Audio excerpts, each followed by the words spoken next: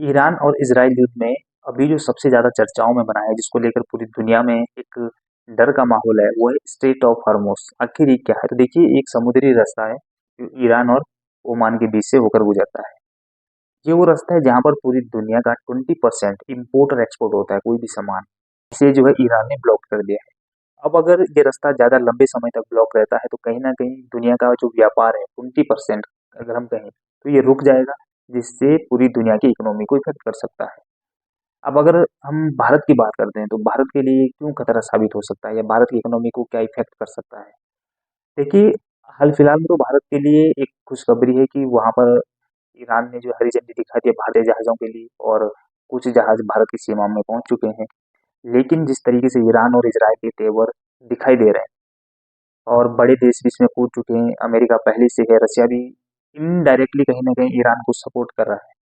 तो ये युद्ध लंबा चलेगा, और अगर ये लंबा चलता है और दोबारा से ये रास्ता ब्लॉक किया जाता है तो कैसे भारत की इकोनॉमी को इफेक्ट करेगा, और क्या भारत में इकोनॉमिक क्राइसिस आने के चांसेस हैं? तो देखिए, सबसे पहले कि भारत को खतरा क्यों है। भारत अपनी ज़रूरत का 80 टू 90% कच्चा तेल इंपोर्ट करता है, जिसमें 60% इसी रास्ते से होकर आता है।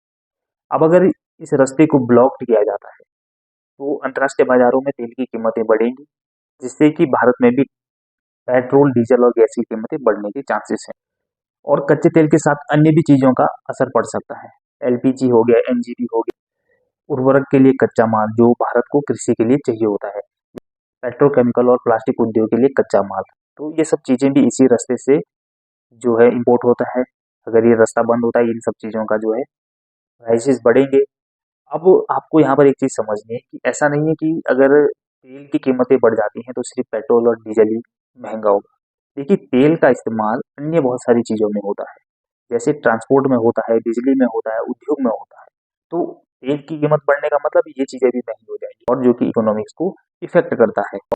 रुपये गिरने के चांसेस बढ़ जाते हैं, क्योंकि अगर तेल महंगा होता है तो फिर भारत को ज़्यादा डॉलर भुगतान करना पड़ेगा, जिससे रुपया गिर सकता है। व्यापार महंगा हो जाता है, क्योंकि अभी माना आप जिस रास्ते से करते हैं वो 100 किलोमीटर से होकर गुजरता है। अब अगर आप दूसरा रूट पकड़ते हैं, हो सकता है वो 150 किलोमीटर से होकर गुजरेगा, तो वहां पर आपको ट्रांसपोर्ट महंगा पड़ेगा। वैसे ही यहाँ पर शिपिंग महंगा पड़ेगा, व्यापार महंगा हो जाएगा, जिसका असर भी भारत की इकोनॉमी पर पड़ सकता है।